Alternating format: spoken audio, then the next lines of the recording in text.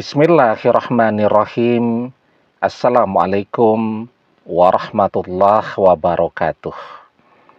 Bapak-bapak, ibu-ibu, mas-mas, mbak-mbak, khususnya adik-adikku sekalian yang dirahmati Allah dimanapun Anda berada. Kembali di IIP Channel bersama saya, IIP Wijayanto. Kali ini kita akan membahas tema meski mantan cuman iseng ingin memanfaatkanmu, sama sekali tidak pernah mencintaimu, tapi justru itu yang menjadi tanda jika ia jodoh sejatimu. Ya.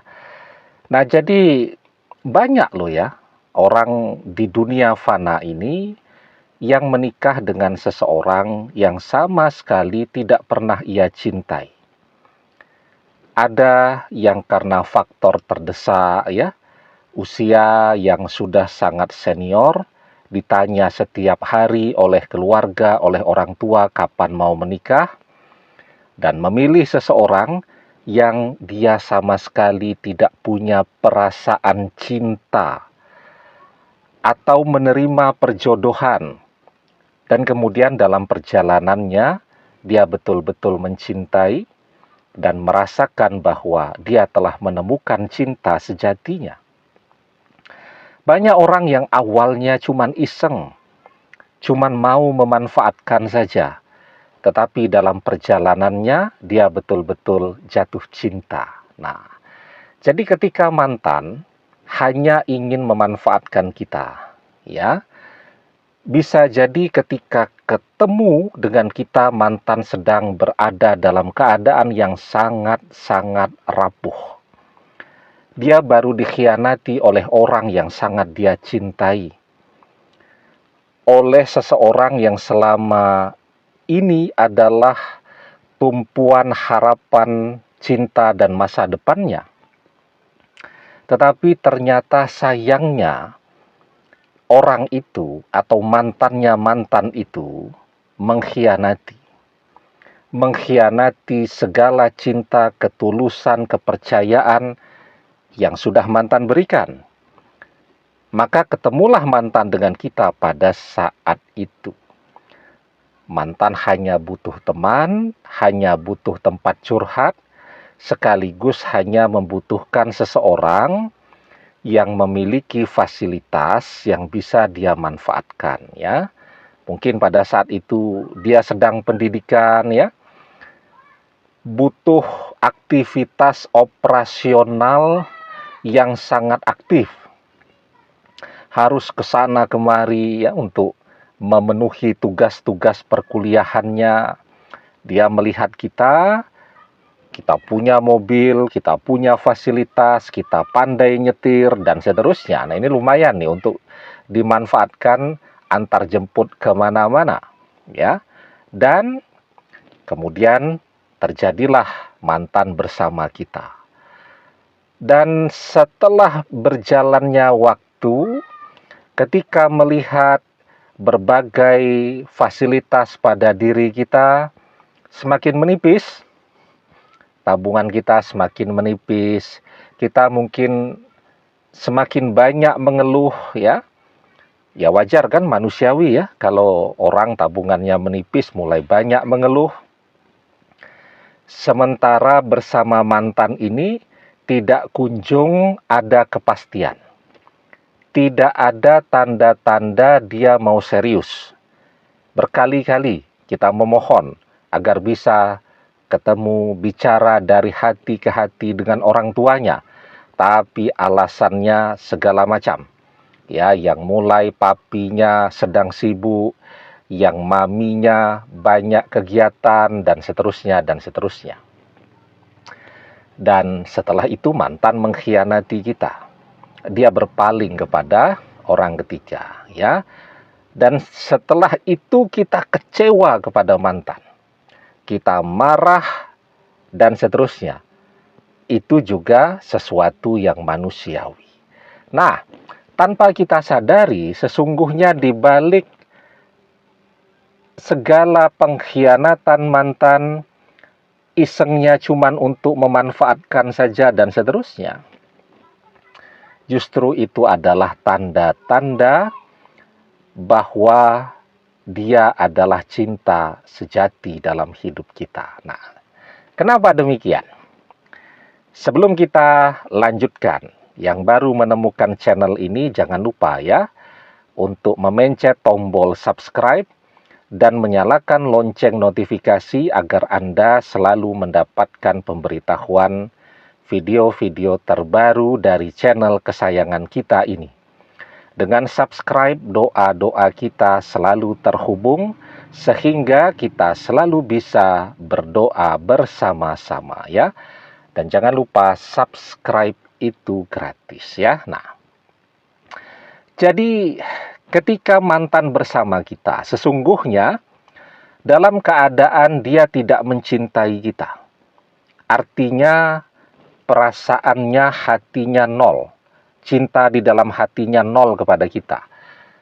Orang justru bisa melihat cinta yang tulus dalam keadaan hatinya netral. Kita punya teman, ya, yang sekarang sudah menikah, teman baik, dua-duanya kita kenal baik, ya. Kita bisa melihat itu, karena kita tidak punya kepentingan di situ.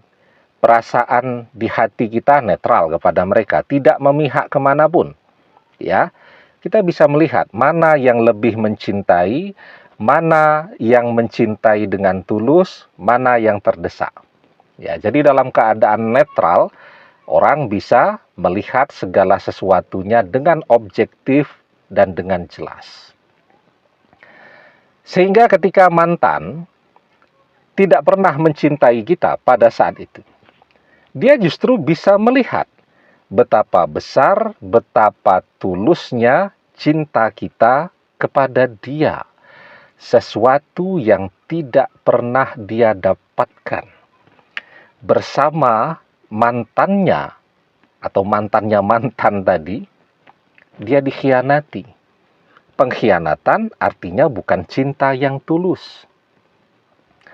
Bersama pasangan barunya pada saat ini, kapan dia ketemu dengan pasangan barunya ini? Setelah dia sukses, kuliahnya sudah beres, sudah mulai produktif lagi, punya pekerjaan yang mentereng, income besar, yang terhormat, dan seterusnya. Ya, kan banyak tuh pekerjaan yang membuat orang sangat dihargai, sangat dihormati, baik itu di lingkungan kerjanya, juga di lingkungan sekitarnya. Misal bekerja sebagai dosen atau pengajar, itu sangat dihormati. Sebagai guru, ya, oleh masyarakat sangat dihormati. Sebagai dokter, itu oleh masyarakat sangat dihormati, sangat dihargai, dan seterusnya. Nah, di situ tuh, pasangan baru mantan ketemu dengan mantan. Kalau dia ketemu dengan mantan saat mantan masih belum punya apa-apa, masih kuliah, butuh biaya sangat besar, butuh pengorbanan dari orang yang menemani dia yang sangat besar. Tentu dia tidak akan mau dengan mantan. Dia mau mantan karena mantan ini sudah jadi. Ya. Artinya apa? Sekali lagi mantan tidak menemukan cinta yang tulus. Kepada siapa dia belajar tentang arti makna cinta yang tulus?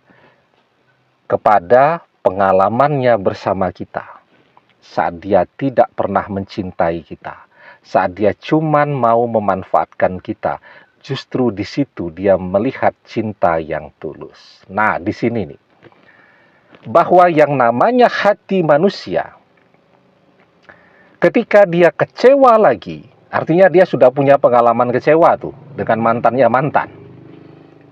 terdahulu, ya. Dan sekarang dia akan kecewa lagi.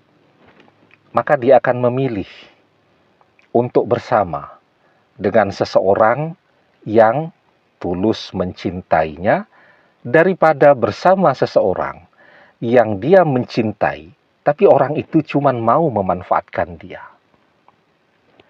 jubilatil qulub ala hubbi man ahsana ilaiha wa bughdi man asa'a ilaiha. Tabiat hati itu akan condong, akan selalu tertuju kepada seseorang yang mencintainya, ya, baik kepada dia, dan membenci seseorang yang tidak baik kepadanya. Ya, jadi itu sebabnya. Kemudian yang kedua, kita mencintai mantan. Ya, tetapi mantan tidak mencintai kita. Kita setia kepada mantan, tapi mantan mengkhianati kita. Apa yang terjadi dengan kita? Tanpa kita sadari, apa yang menjadi bisikan hati kita, doa-doa kita kepada mantan yang sudah menzolimi kita, itu akan menjadi doa yang mustajab. Dakwatul mazlumi mustajabah, wa in kana fajiran fafujuruhu ala nafsih. Doa orang yang terzolimi itu adalah doa yang mustajab. Meski yang berdoa itu orang yang fajir, gemar maksiat, karena kefajiran yang dia lakukan dosanya di hari kiamat. Maka ketika mantan mengkhianati, sementara kita berdoa agar dia sadar, agar dia kembali, agar dia menjadi jodoh kita selamanya, maka doa itu akan kejadian. Ya, karena doa orang yang terzolimi itu langsung sampai kepada Allah. Wattaqi da'watal mazlum fa innahu laisa bainahu wa bainallahi hijab. Takutlah kepada doa orang yang terzolimi, karena sesungguhnya tidak ada hijab antara dia dengan Allah. Karena sebab mantan menzolimi kita, mantan menjadi jodoh sejati kita. Cinta di hatinya yang netral, yang kosong, akan tumbuh dengan cepat, mekar dan bersemi. Ya, takdir yang menggariskan kita tidak berjodoh dengan mantan akan berubah menjadi berjodoh. Ya.